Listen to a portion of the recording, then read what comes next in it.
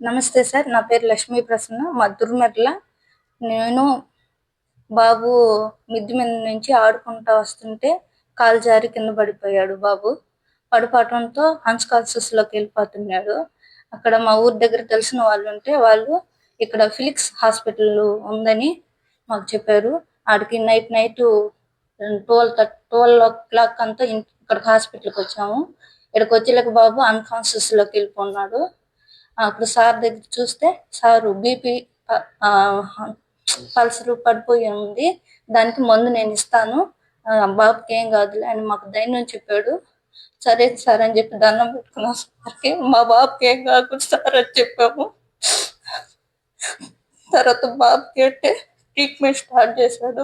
Start చేయగానే బాబు కొంచెం BP Pulsar పెరిగింది. తర్వాత నైట్ 12:30 ఆ టైంలో బ్రెయిన్ స్కానింగ్ తీపిచ్చారు.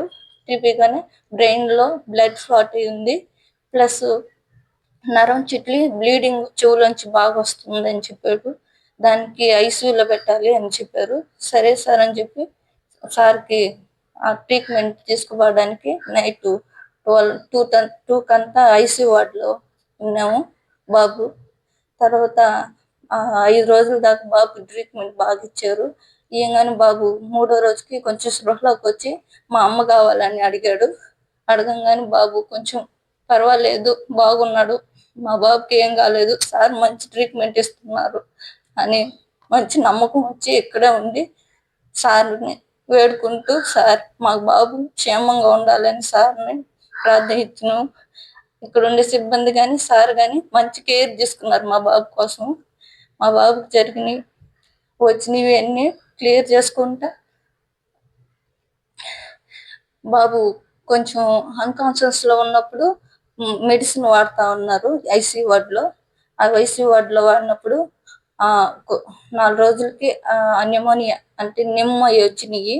నిమ్ము రాగానే దానికి మందులు మార్చి మందులు ఇచ్చారు.